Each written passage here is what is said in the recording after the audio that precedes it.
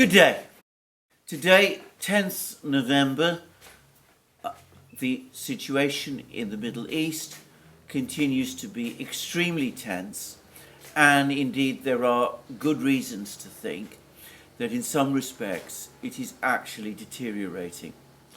Now, at this point, I think it's important to say that in military terms, there are two conflicts underway simultaneously in the Middle East. Perhaps that's a misrepresentation of the facts. There are, at any one point in time, many conflicts taking place in the Middle East. The conflict in Syria, for example, has not ended, and of course there is still fighting in Yemen.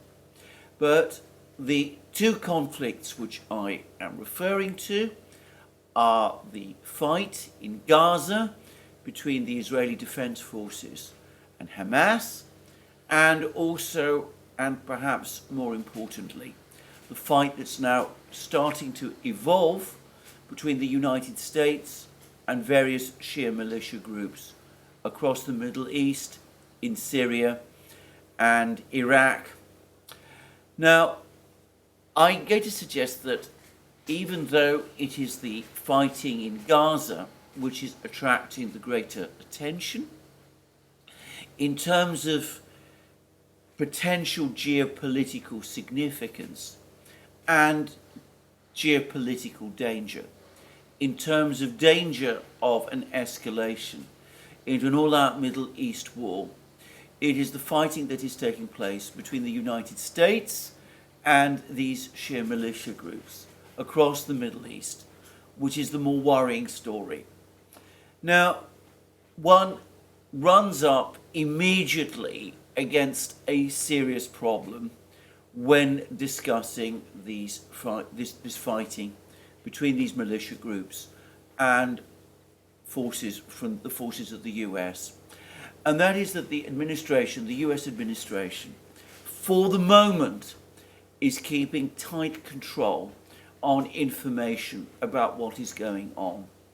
But I was extremely troubled and concerned to read on Larry Johnson's website, Sonar 21, an outstanding website, by the way, a report that an acquaintance of his has informed him that US military hospitals are now treating increasing numbers of US soldiers who have been wounded in this fighting. Now, Larry Johnson was for many years a senior officer in the US Central Intelligence Agency. He was stationed in many hotspots around the world, including in Central America.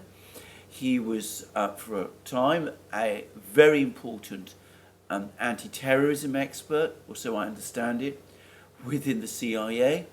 He is today a member of Veterans Intelligence Professionals for Sanity, one of the most impressive institutions of any kind in the United States, one which repeatedly provides good advice to various US governments, which, sad to say, far more often than not, is disregarded.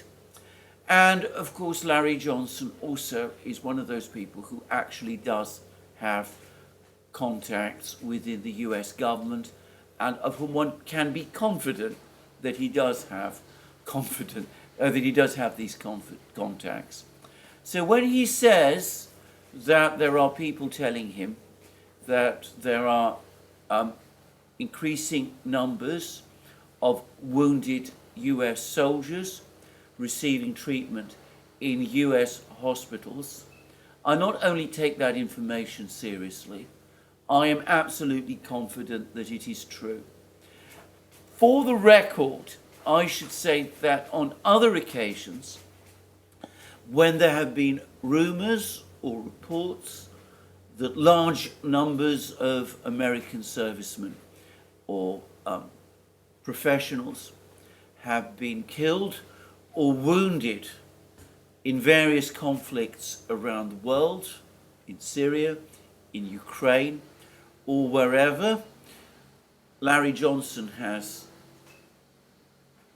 either contacted me directly to make it clear that these reports were wrong, according to his sources, or on several occasions he has published information to that effect, again on his indispensable website, Sonar 21.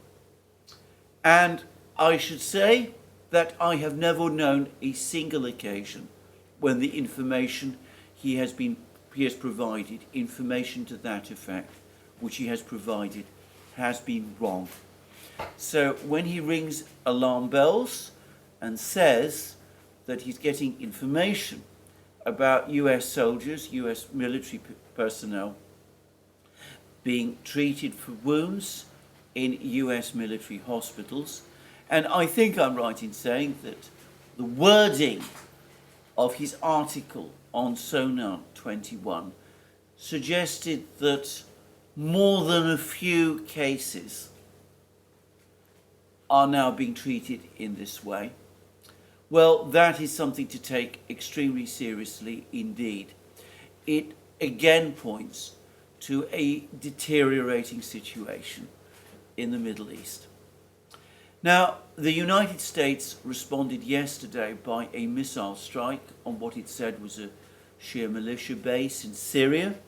And note that the latest fighting seems to be taking place in Syria. There have been attacks on US bases in Syria, and the United States is taking retaliatory action against what it says are Iranian-connected military sites in Syria used by these militia groups that have been carrying out these attacks on these American bases. Of course, those US troops who are present in Syria are not there by invitation from the Syrian government itself, the Syrian government of President Bashar al-Assad, that the United States sought to overthrow.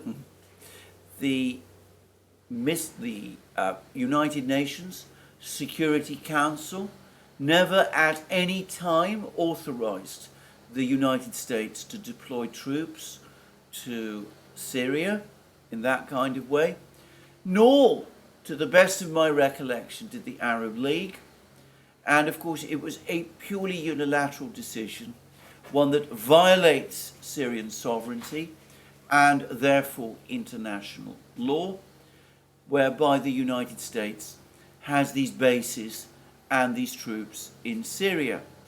And these US troops are conducting military operations against militia groups which indirectly are allied with the Syrian government and which operate within Syria with the agreement of the Syrian government and which have fought alongside the Syrian army in the long-standing, ongoing civil war.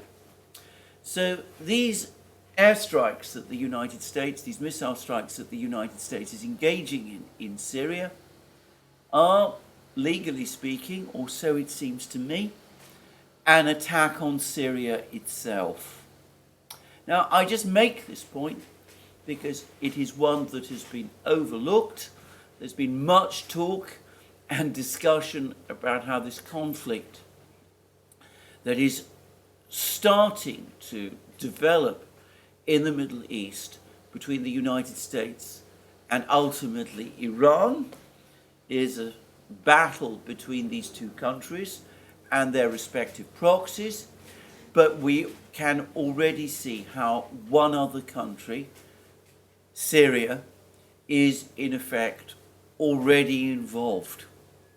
Anyway, there's been many more reports of more intense fighting between US troops and militia fighters in Deir Ezzor province in eastern Syria, And we've also had strong warnings from the United States directed at Iran, supposedly demanding that Iran rein in its proxies and containing implicit threats of further military action, conceivably against Iran itself, if these warnings are disregarded. Now, what makes this whole situation particularly dangerous is that, of course, it is taking place, if you wish, behind a curtain. It is not receiving the amount of attention it merits. The media, focused as they are for the moment on what is going on in Gaza, are barely registering the fact that these attacks are taking place. And of course, the administration itself is keen to keep this whole conflict out of the public eye as well. And by the way, to some extent, for the moment, so is Iran. So we don't know how extensive this fighting is, though it does seem that it is becoming more extensive. There have been statements issued by Shia militia groups in Iraq.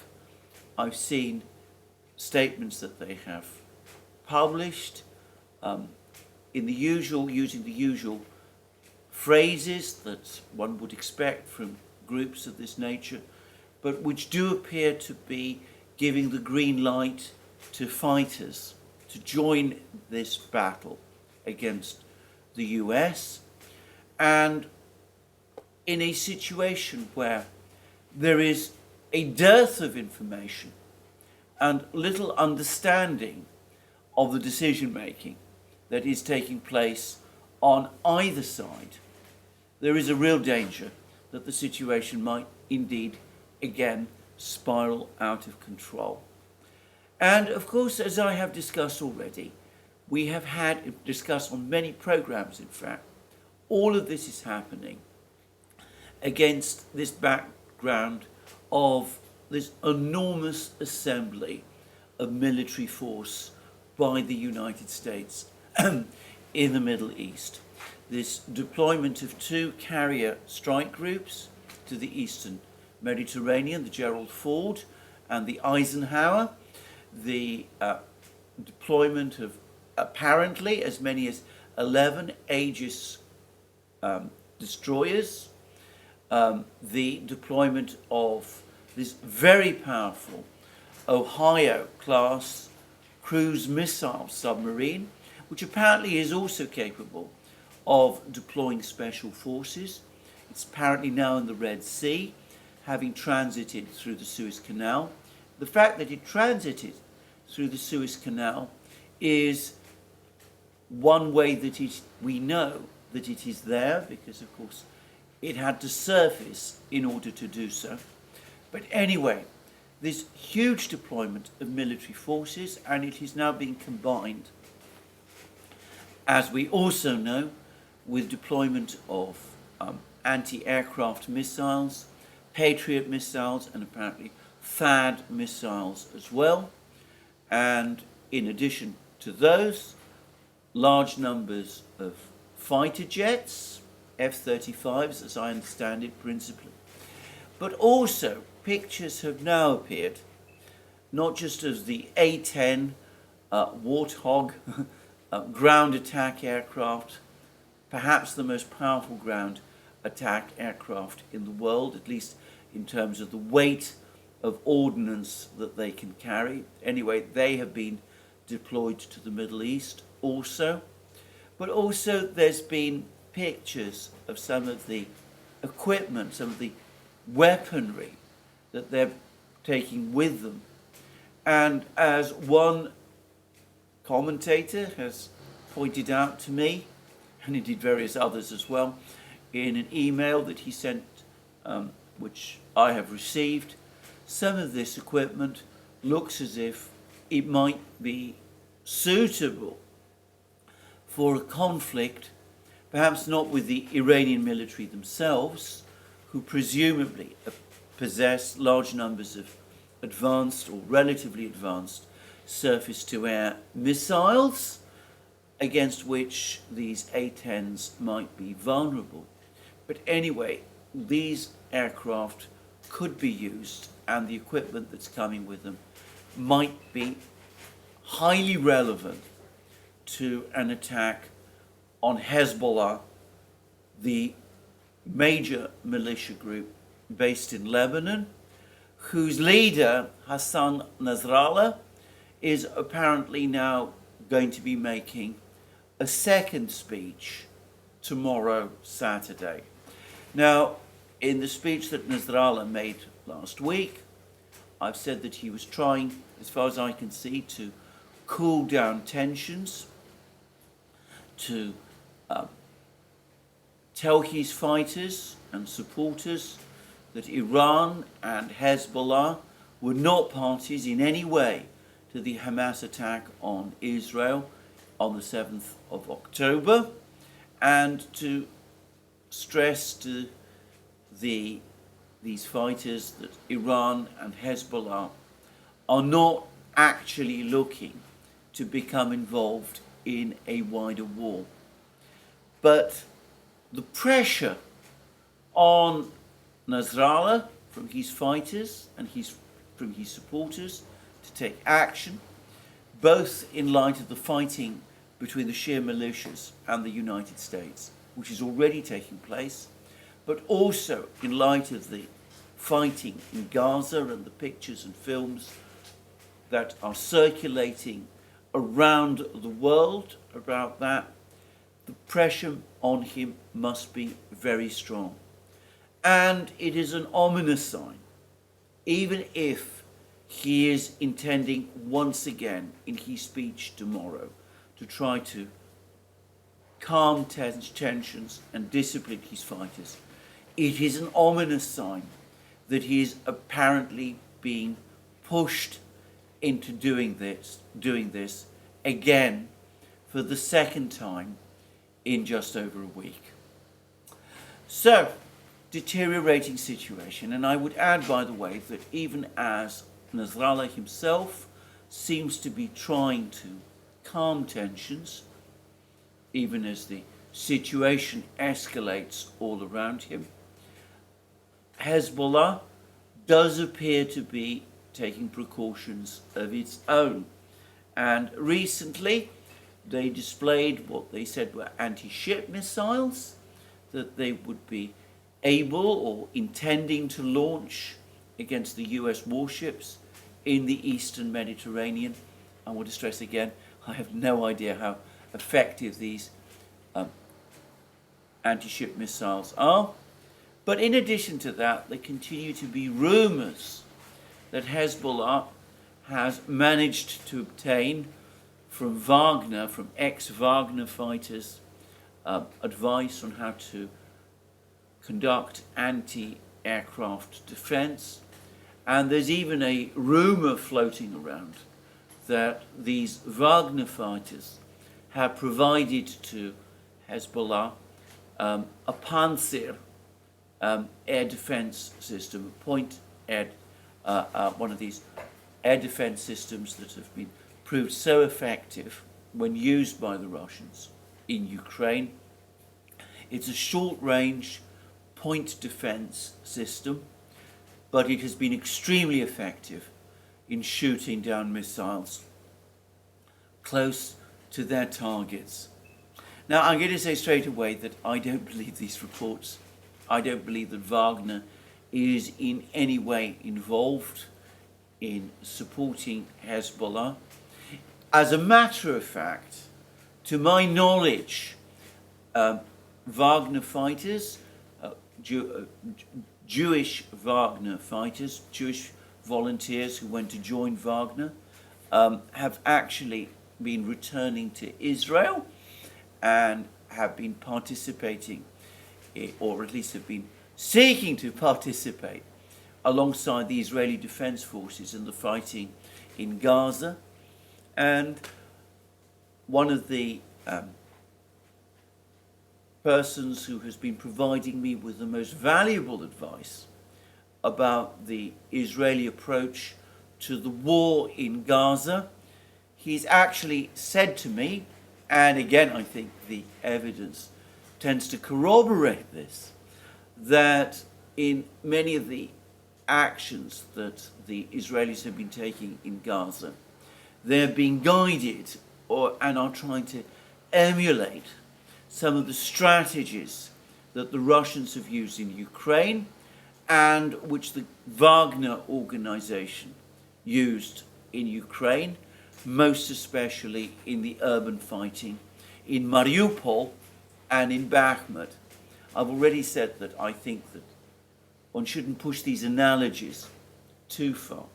But anyway, it seems to me that overall, if and to the extent that Wagner or ex-Wagner fighters are involved in the fighting in the Middle East, one is more likely to find them fighting alongside Israel than alongside Hezbollah, though that is not to say that some Wagner fighters might not have gone to join Hezbollah as well. By the way, and since I'm talking about Wagner, I'll say briefly and in passing that I understand that to some extent at least the Wagner organization has been reconstituted in Russia, and it has been placed under the overall aegis, the overall supervision, not of the Russian Defense Ministry, but of the Rosgvardia organization, the Russian National Guard, which is primarily an internal security force. But that's a topic for discussion on another day. The point is that whether Wagner are involved with them or not, whether these Panzer systems are really being supplied to Hezbollah or not, as I said, which I strongly doubt.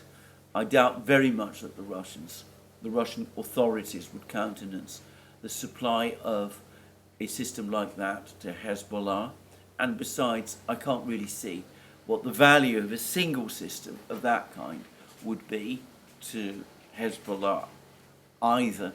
But anyway, putting aside all of that, Hezbollah does give every impression of taking steps to prepare itself in advance of a possible all-out conflict with the United States. And I must assume that the same is true in Iran also.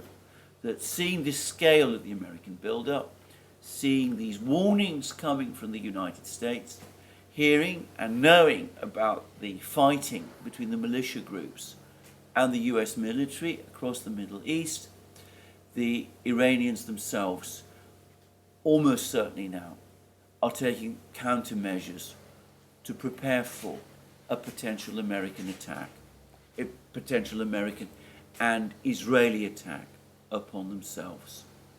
And as I said already, given that this whole affair is taking place off stage, so to speak, there is very little, far too little public concern about what is happening. There is little discussion of the decision making. The fact that it is all happening to a great extent in secret makes this even more difficult to predict or control, and therefore more dangerous still. Anyway, that is one side of the situation, negative side of the situation in the Middle East. As to the fighting in Gaza, from what I can tell, the Israelis are now starting to bend to the pressure to agree to humanitarian pauses. Prime Minister Netanyahu and President Biden, both clearly under increasing political and diplomatic pressure, both came out, however, and said that these humanitarian pauses do not amount to a ceasefire, and Prime Minister Netanyahu again rejected the whole idea of a ceasefire outright. But anyway, we do have, from what I can see, humanitarian pauses. And though fighting goes on and Israeli airstrikes go on, this military operation, for the moment at least, seems to have reached a certain stage where the Israelis have done quite a lot, but nothing that could be said to be militarily decisive. And for the moment at least, they seem to have come to a halt and are very tentative about advancing further into the dense streets and buildings of Gaza City. In the meantime, however, the media reports continue to be terrible for Israel and indeed by extension for the United States. There's pictures all the day, every day appearing of buildings being attacked. There's reports across the Arab media and the media in the Middle East of hospitals in Gaza being encircled by Israeli tanks. Photographs are appearing which appear to confirm that, at least some hospitals. The Indonesian government, I notice, has weighed in and has said that to their knowledge, there is no great bunker complex, as Israel claims, beneath the Al-Shifa hospital. The South African government has called in the Israeli ambassador for explanations about what is happening. This is after South Africa recalled its own ambassador from Israel. And the Chinese Global Times have now published an excoriating editorial in which Global Times says that, asks rhetorically, why can't the United States and G7 even utter the word ceasefire? And the editorial goes on to read, and of course comments like this have been circulated right across the Middle East.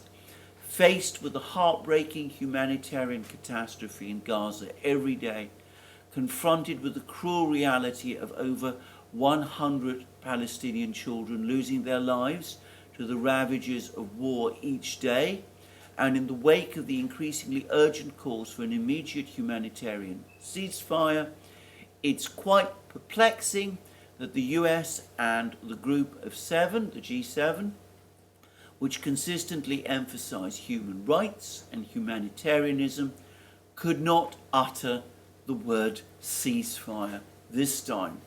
The joint statement released on November 8th during the G7 foreign ministers meeting in Tokyo extensively discussed the Israeli-Palestinian conflict.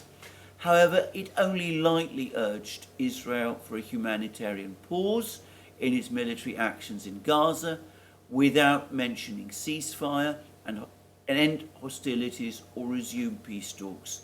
There was also no mention of implementing the UN General Assembly Emergency Special Session resolution or pushing the United Nations Security Council to take responsible actions.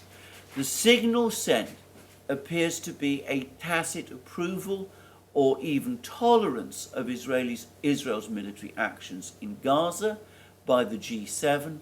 The so-called humanitarian pause seems more like a perfunctory gesture from the United States and the G7 to the international community.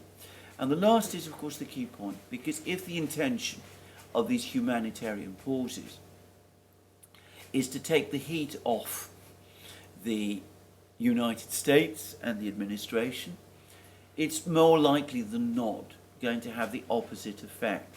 The humanitarian pauses, the very fact that they are there, is going to cause various parties around the world, including, as we see, China, to demand that these humanitarian pauses be extended into an outright long-term ceasefire.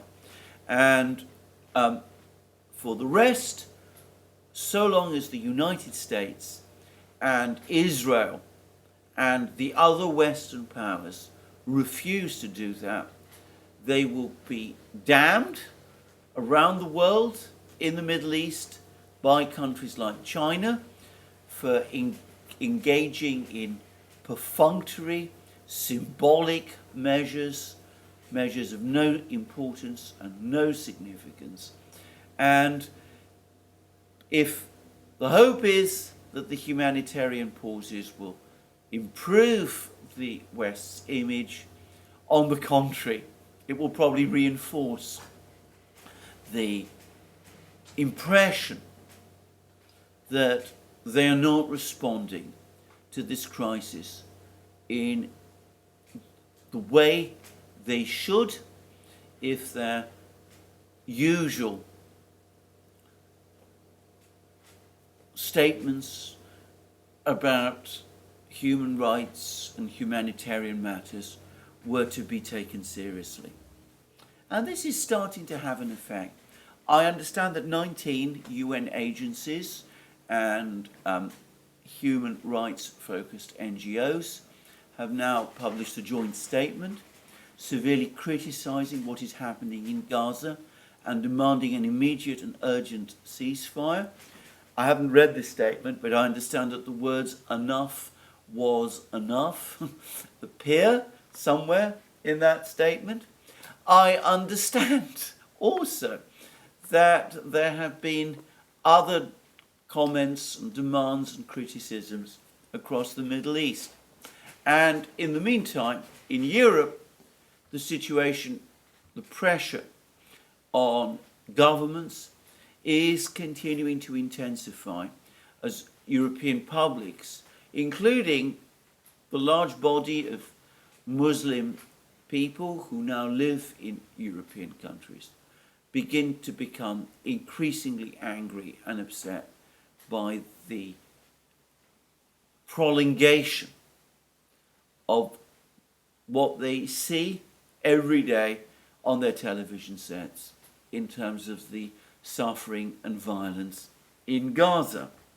And in Britain, by the way, just saying this in passing, I'm not suggesting that what this is in any way important in the greater scheme of things. But in Britain, there has been already signs, more signs of the stress that this is causing. The British government has up to this time been one of Israel's strongest and most reliable allies ever since the events of 7th October began. The British Prime Minister, Rishi Sunak, went to Israel, assured Prime Minister Netanyahu of Britain's unstinting support. But this is now provoking a reaction in Britain, where opinion polls show overwhelming public support for a ceasefire. Large protests have been taking place every Saturday in London. According to some claims, around 100,000 people attend these protests when they happen. And the protests tomorrow, on the 11th of November, which in Britain is the day when, which is commemorated as the day when the armistice that in effect ended the First World War. It's the anniversary of that armistice, and is the day when the British people historically remember the dead, that have, the people who have been lost in the various wars that Britain has fought.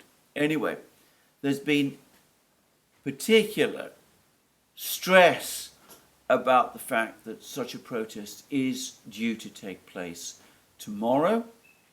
The British police, the London police, have made it absolutely clear that they see no legal basis to prohibit this protest from happening, and that they worry that if the protest were prohibited, that might lead to public anger on the part of some communities in London, which felt that they were being denied the right to protest. And the British Home Secretary, Suella Braverman, who is a fervid supporter of Israel, responded with a, frankly, I thought, over-the-top letter that she published in the London Times, in which she effectively accused the Metropolitan Police of political bias in favour of the Palestinians, and seemed to be, in effect, giving implicit instructions to the Metropolitan Police that they should ban the protest. Now, the last would undoubtedly be an abuse of ministerial power. The Home Secretary does not have the power to just order the police to ban a protest, and her putting public pressure on the police to do such a thing has provoked a very strong political reaction in Britain, and there is talk today in London that Prime Minister Sunak is coming under pressure from officials, from top people within his own Conservative Party and government, for Home Secretary Braverman to be sacked. I have to say, this does seem an odd crisis in some ways, because if the British government had wanted to pass emergency legislation to prohibit this protest, the legal machinery exists to do that, and it has been done before. The fact that it has not been done on this occasion points also to cracks within the British government itself, the Conservative Party itself. So we can see the strains and the stresses that this whole affair is causing in one European country, namely Britain. I perhaps spent a disproportionate amount of time discussing it in this programme. But Britain, of course, being the country where I live and of which I am a citizen, is the country I know best, and I am sure that similar stresses and pressures exist in other European countries also. Anyway, that's where we are. Growing political pressure in Europe, growing political pressure in the United States. The President of the United States, seeing his polling numbers tumble, has had to reassure his supporters through his officials, as well as the leadership of his own party, the Democratic Party, that he does still intend to run in the presidential election next year, which is an extraordinary position for the President of the United States to find himself in, and which also reflects the intensity of the pressure that is building. Now, I think that even more concerning for many people in the US government than the domestic political pressures, that these are not to be underestimated, at least on the part of the permanent bureaucracy of the US government, the greater concern is the growing evidence of a collapse in support for the US across the Middle East. Now, we know that there are now apparently there's more than one dissident memo or letter circulating within the US government, State Department in particular, criticizing the Biden administration's policies of open-ended support for Israel in its conduct of this particular military operation. We know that there is concern amongst staffers in Congress. Recently, we also learned that there are some people in the White House, within the executive branch, the core of the executive branch itself, who are starting to have doubts And more of these doubts are starting to circulate in the media. And there was a quite astonishing article that has now appeared in the in CNN, a media outlet which can in no sense be said to be hostile to the administration. Quite the contrary. Anyway, the article is by Priscilla Alvarez and Alex Marchant. Reads, Biden administration privately warned by American diplomats of growing fury against the United States in the Arab world.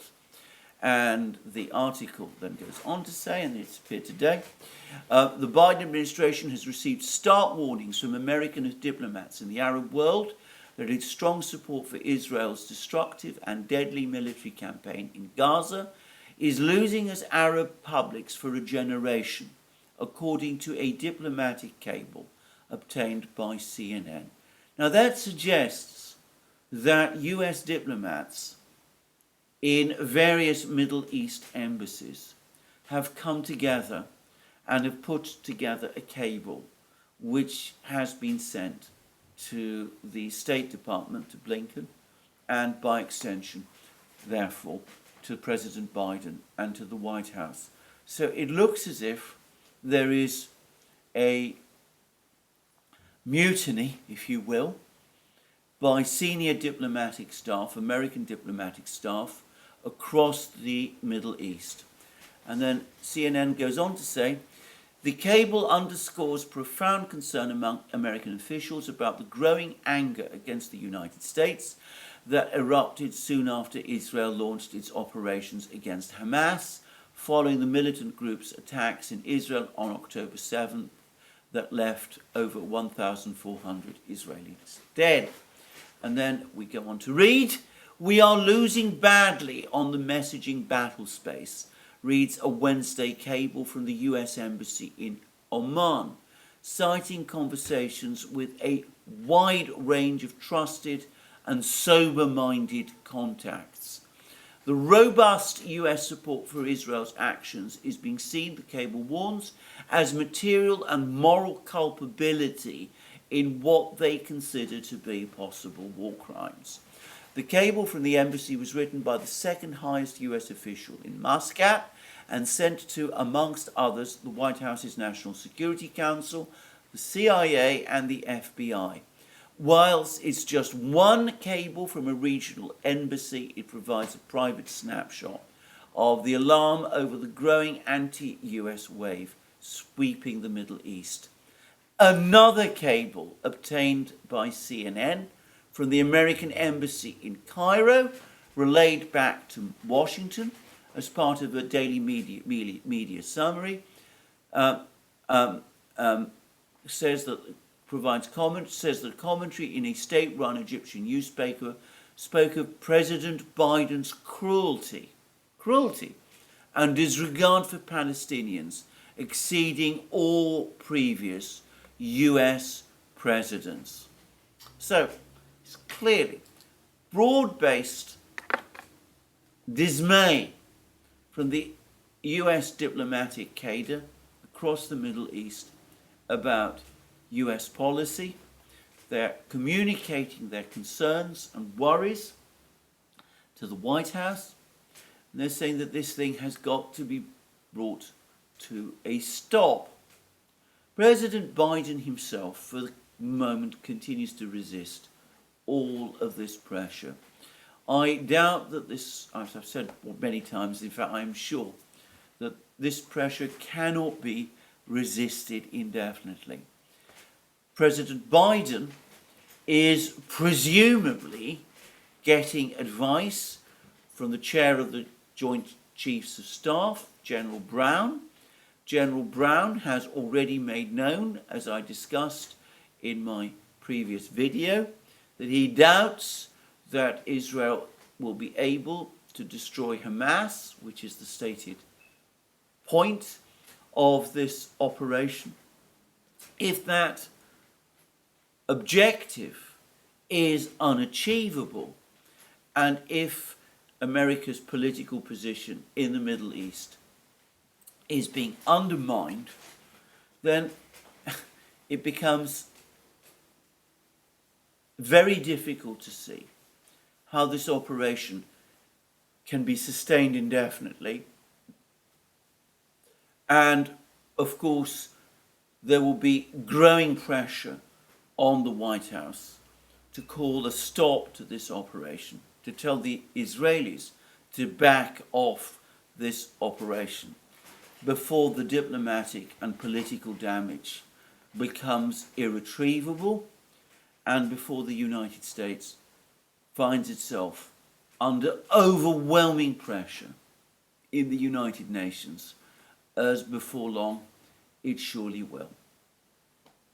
Now, I say that there is one very disturbing further possibility, and it was discussed by Alex Christoforou and myself on the Duran on our latest video talking about these things, which is that, of course, if some people within the administration want to use this crisis in order to launch a strike upon Iran, and we know for a fact that there are such people, well, they may be saying to themselves, well, let's absorb this political damage for the time being. Ultimately, we need to keep this crisis going in order to keep the focus away from our military build-up, from the escalating tensions between us and the Iranians, so that opposition to this strike that we are preparing against Iran is not mobilized instead. Now, I want to stress, I don't know whether that kind of debate is taking place within the administration. It could be. It could be that the true backstory to all of this is that for leading figures in the administration,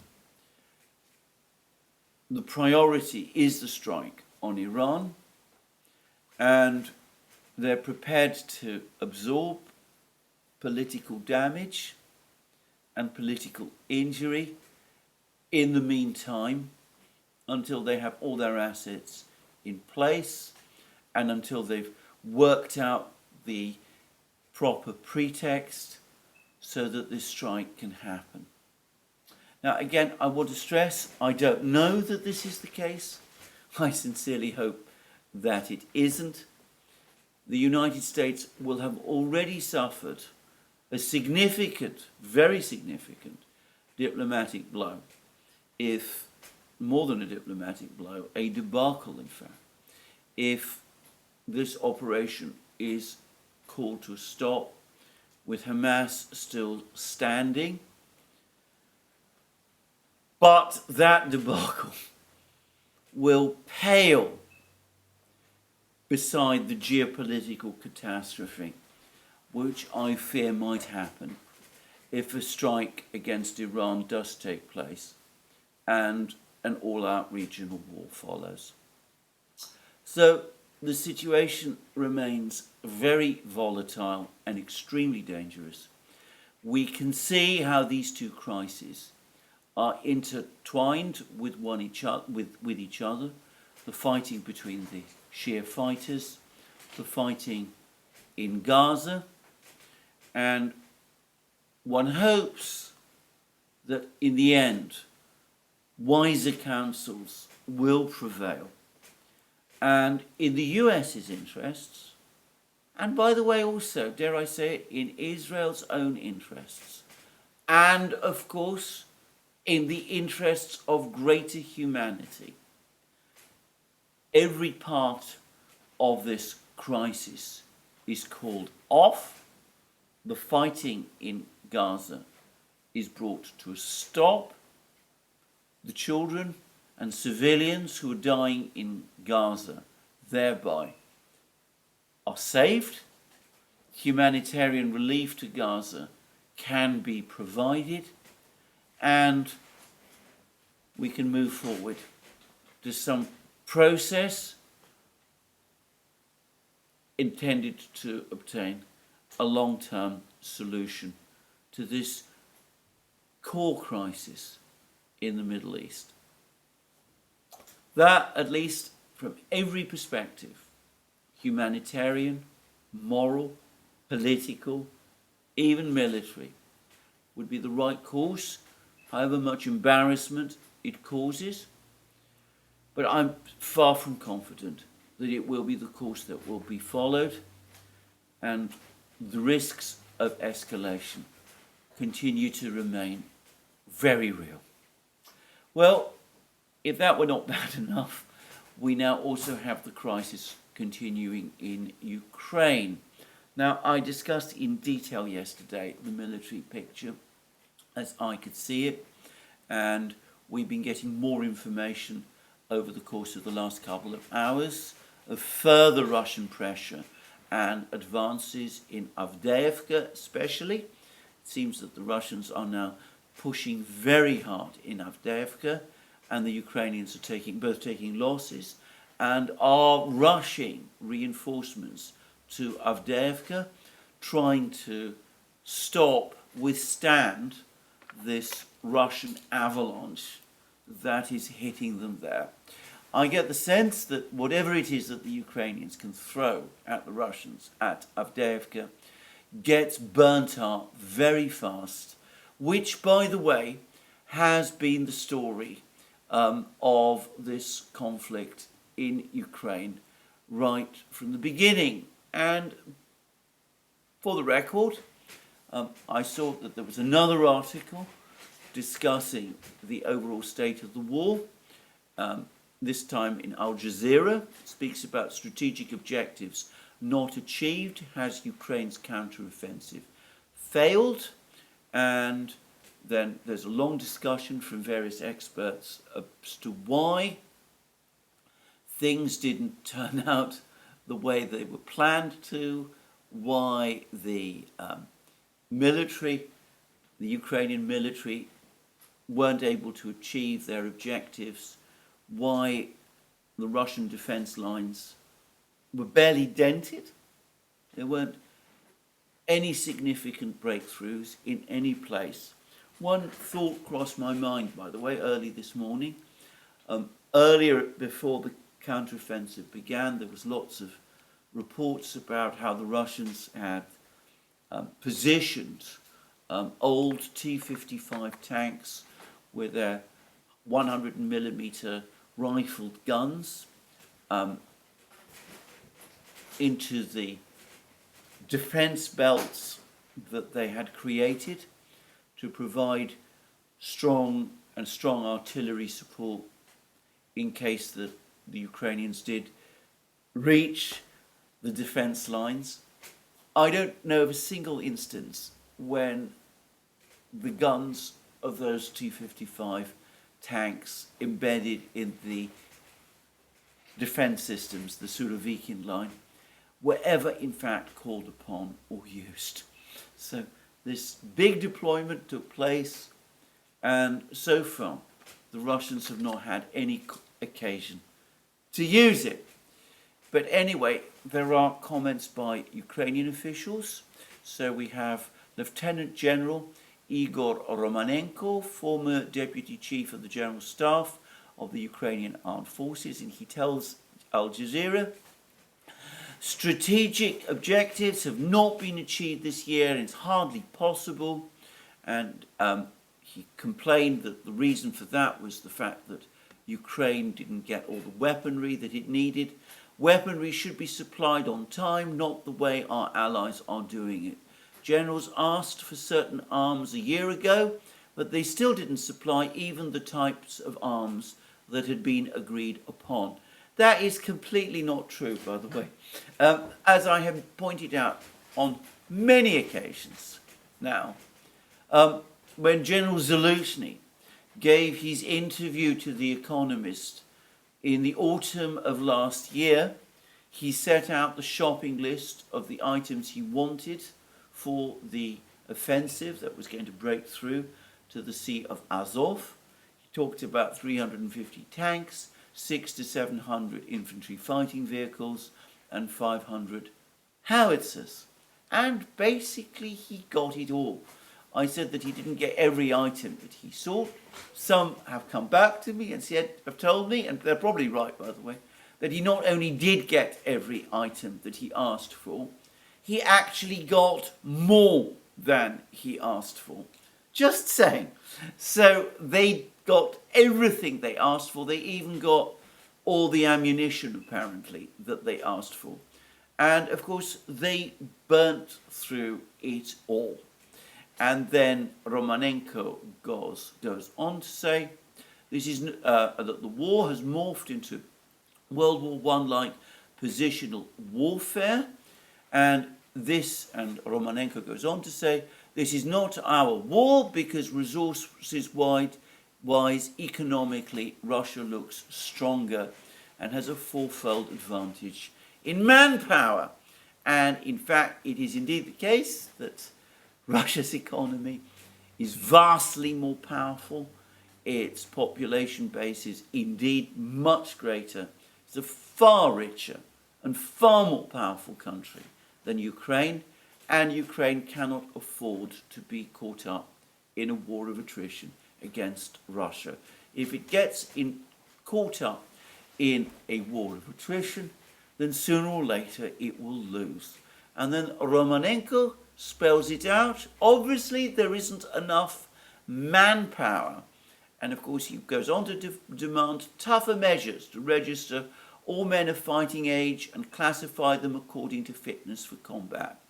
And Al Jazeera then talks about the opposition to this. They tracked down Boris, a 21-year-old university student in Kiev, who told them, I got a summons, it was stuck in my apartment door. I've kept it there for 2 months so that it looks like no one lives in the apartment. And as I've said many times, if you start recruiting university students, well, they're one of the more volatile demographics. It's not impossible that you might might find yourself facing protests of a kind that you perhaps didn't bargain for.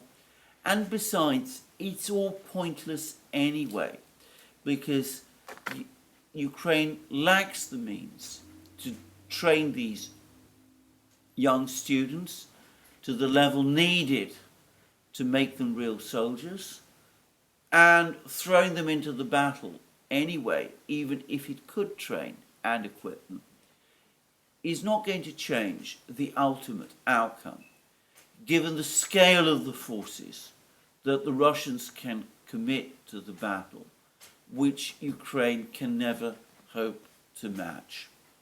And then Al Jazeera spoke to someone else, Nikolai Mitrokhin of Germany's Bremen University, and he actually is a lot harsher about Ukraine. He said that Ukraine paid too dearly with Western supplied arms spent during meaningless frontal assaults on enemy lines. As part of Western equipment, this is a direct quote from him, burnt down in meaningless attempts to break through that ended with the liberation of half a dozen ruined villages. And by the way, one of those villages never properly liberated, but Klashevka, it seems now, is the Ukrainian forces have been pushed right out of it. Most of it continues to be in the grey zone. But whereas before it was in the grey zone, but with the Ukrainians maintaining a presence, now it is mainly in the grey zone, but with the Russians maintaining a presence, and with the Russians still pushing hard in this area. And we then have this further quote from Mitrokhin. Russian defense ground down the attack brigades that had been trained for at least 6 months and for whose Salvation, Bakhmut and Solidar were abandoned. And yet another analyst, Alexei Kush, who is an economist based in Kiev, told Al Jazeera this: Russia, that the Kremlin has managed to avoid the collapse of Russia's economy. Russia has used comprehensive stimuli of investment, credit and budget, from affordable mortgages to the military-industrial complex. And Moscow's strategy of affordable credits and import substitution in response to Western sanctions have triggered a mushrooming of domestic business. And this has been said by a Ukrainian economist. And then Kush says that in comparison with Russia, Ukraine's economy is hanging by a thread of foreign aid. There are no programs of internal development. Monetary policies are aimed at restriction of domestic credits. And yet another economist, Sergei Bizyukin, an exiled opposition activist, a Russian opposition activist from the Russian city of Ryazan, he said that whilst the economic backbone of Russia is hydrocarbon exports, it can only be broken if the entire world stops buying Russian oil and gas. And yes, defense factories in Ryazan, where the technological base has traditionally been strong, work at a full throttle, and there's only a lack of workforce. So there it is. It is all there. A lopsided contest. And today, the Pentagon has said that it is down to its last $1 billion of aid that it can supply to Ukraine. There's no sign of the logjam holding back Ukrainian aid in Congress being broken. And the result is that the United States is having to scale down further the aid to Ukraine which it can send. Now, my impression is that there are indeed shortages in Ukraine, across the entire Ukrainian military equipment, hardware, tanks, artillery guns, infantry fighting vehicles. That is all starting to run down. And it is undoubtedly the case that Ukraine is starting to suffer from increasingly severe manpower shortages. And these shortages are not yet evident in absolute terms. We're not yet talking about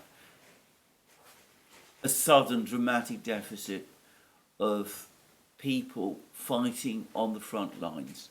It is rather that the soldiers who are fighting are becoming older and less fit, and that their training is minimal, and that Ukraine also is having to supplement the numbers by conscripting women. Now, of course, women, just to say, can fight. I mean, they have fought in previous wars. It's not something that anyone should ever want to see. War is a terrible business. It's bad enough if the menfolk die. It makes little sense and no moral sense to add to the deaths of the menfolk, the womenfolk as well. But putting all that to one side, there are problems about sending large numbers of women into battle, one of which, perhaps the most important of which, is the simple fact of physical strength. Women are physically less strong than men. I don't think this is widely disputed, and that does have an effect in especially infantry war, but it certainly also has an effect in operating heavy military equipment, which is of course designed to be operated by strong and well-trained men. But beyond that, none of these women who are being conscripted into the army, just like the male university students, none of these people will have any training system behind them. They will come to the military completely fresh, and they will again be given minimal amounts of training, which will not even refresh that training that other Ukrainian soldiers, older Ukrainian soldiers, obtained during the period of their previous conscription, which might have been a long time in the past in the case of those older soldiers, but which in the case of the students and the women will never have happened. So the Ukrainian government is looking, it seems to me, to throw young men, students, and women into this hellish war, and pictures that appear from the battlefronts can show how hellish it is, against a far more powerful, far better trained, immeasurably more heavily equipped military. And that seems to me to be a recipe for a slaughter, not a recipe for a breakthrough, or even any kind of prolonged defense. So there we are. That is the state of the war in Ukraine. Now, I've discussed at very great length in various programs, the issue of negotiations and whether negotiations will take place.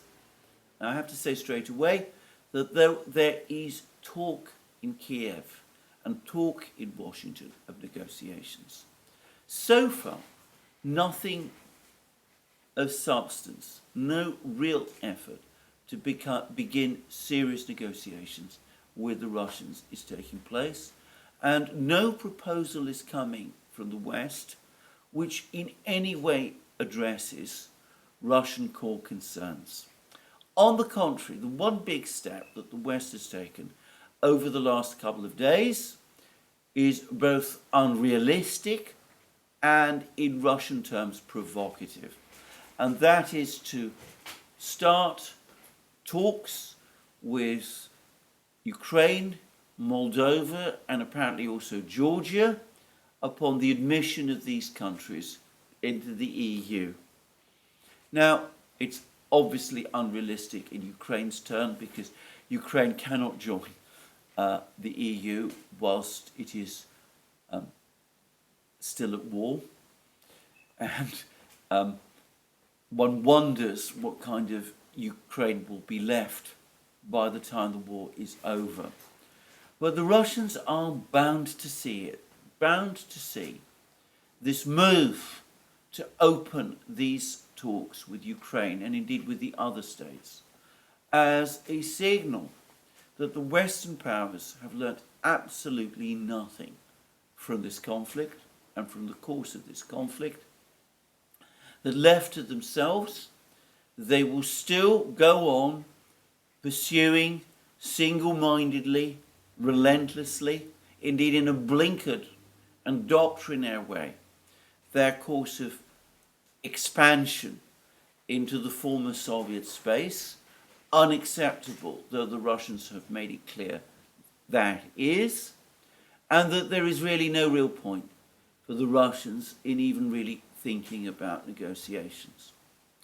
And with the Russians pushing forward in every part of the war, the point is going to come when I start to wonder whether the Russians, who show no enormous enthusiasm, it must be said, for negotiations at the moment, when the point will come, when if a call from Washington actually does take place, or the Chinese intervene and weigh in to start some kind of mediation process.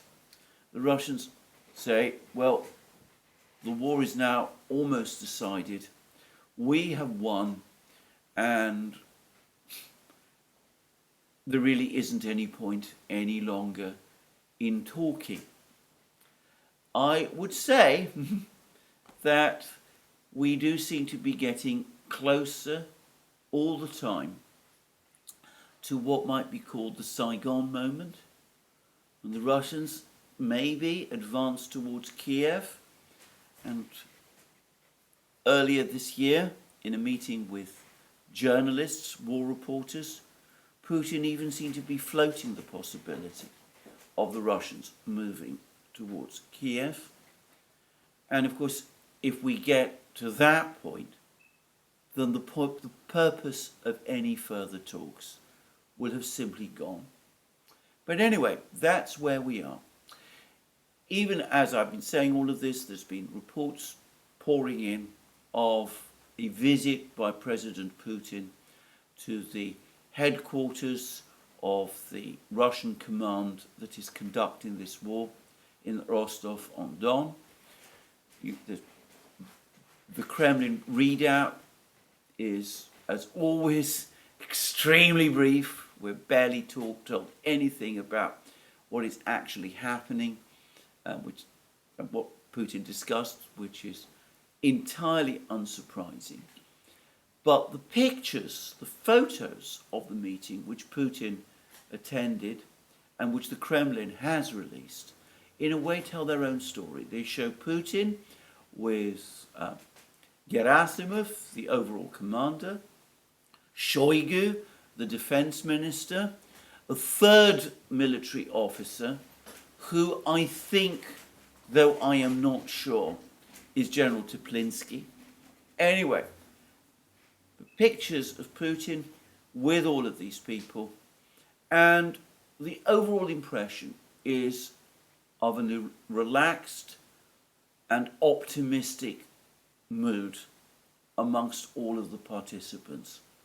It's very different from the much more tense, from the pictures of the much more tense meetings that were taking place at the start of this year, when Putin first began his visits to the headquarters and was having the plans that the military had explained to him. So the Russians looking increasingly confident and increasingly optimistic. It's clear that they have a plan, and it's clear that their plan, as far as they're concerned, is working. Now, there are other things going on in the world. The Chinese and American governments appear to have finally decided that there should indeed be a meeting between President Xi Jinping of China and President Biden of the United States in San Francisco on the eve of the APEC summit that is taking place there. Apparently, Russia will be represented at the APEC summit. Also, the Russians will be sending a delegation, though obviously it will not be led by President Putin. I get the sense that the Chinese insisted on it, and the United States, therefore, had no option but to agree. It seems that one thing that President Biden is going to ask Xi Jinping is for Xi Jinping to agree to the resumption of military-to-military contacts between China and the United States. Those have been suspended by the Chinese for some time, and the Americans are anxious to get them restarted, given especially now that they have their hands full with a crisis in the Middle East and a deteriorating situation in Ukraine. And for all I know, the Chinese, Xi Jinping, might even agree to this. But already we can see, once more, a difference in the mood music. Because even though the United States is pushing very hard for a resumption of military-to-military contacts, a couple of days ago, a meeting took place in Putin's residence, Novo-Ogaryovo, just outside Moscow, between Putin and the vice chair of China's Central Military Commission, General Zhang Yuxia. Now, before he was appointed defense minister, the previous defense minister, Chinese defense minister, Li Shangfu, was also vice chair of China's Central Military Commission. The Central Military Commission manages, by the way, to be both one and the same time a party and a state body. It is the core of Chinese military decision making. So Zhang Yuxia currently holds the same position that Li Shangfu held before he was appointed China's defense minister. Now, I can't help but think that what has happened is that the Chinese, having for reasons which have not yet been fully explained, decided to sack Li Shangfu, who reputedly is under investigation for corruption charges. Anyway, the Chinese have decided to reassure the Russians by sending to Moscow the man, Zhang Yuxia, who most probably is slated to succeed Li Shangfu as China's defense minister. And the Kremlin has published a readout of at least a part of their meeting, which appears to have gone very well and have been conducted in a very friendly way. So we can see that military to military contacts between China and Russia continue at the same friendly level as before, and they moreover are happening at the very highest level. So the friendship between China and Russia remains unshaken, and undoubtedly the Russians are being kept carefully informed by the Chinese of whatever discussions Xi Jinping does eventually have with Joe Biden when they meet in San Francisco. Well, that's the end of today's program. We'll see whether the situation in the Middle East is either alternatively brought under control, with the US and the administration accepting the political damage that has by now already been done, or whether disastrously it escalates further. And of course, in the case of Ukraine, it does increasingly look to me as a case of accelerating decline on the part of Ukraine and eventual fall. I should add, in connection with the war in Ukraine, that I saw that one Ukrainian military commentator said that Ukraine would need between 7 and 8 million shells in order to conduct a successful, prolonged defense.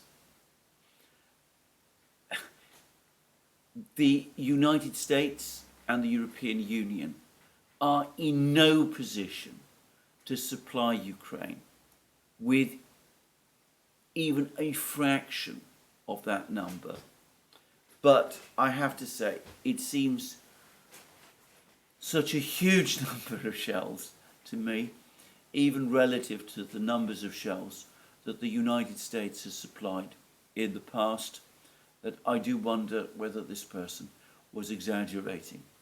But on the subject of shells, and briefly, I've also heard that, contrary to earlier reports that were circulating a few weeks ago, the United States is finding it impossible to achieve its ammunition production targets, and that claims that production has now risen to 28,000 rounds a month were wrong, and that it is closer to 24,000 rounds a month, in which case only very limited progress is being made. And of course in Europe the situation is much worse. So anyway, there we go. Decline and fall in Ukraine, a incredibly difficult and dangerous situation in the Middle East. But at least the Chinese and the American presidents are speaking, though I would say that whenever they have met, far from it bringing about an improvement in the general relationship between these two great powers, on the contrary, it seems to lead to a further deterioration. Anyway, there we are. That's me for today. More from me soon. Just to say again, to remind you again that you can find all our programs on our various platforms, Locals, Rumble and X. You can also support our work via Patreon and Subscribestar. Links under this video. Don't forget also to check out our shop. You'll find links under this video also. You'll find all kinds of amazing things there. Magic mugs, hats, hoodies, t-shirts, sweatshirts, all those great things. And last but not least, if you've liked this video, please remember to tick the like button and to check your subscription to this channel. Thank you again. More from me soon, and have a very good day.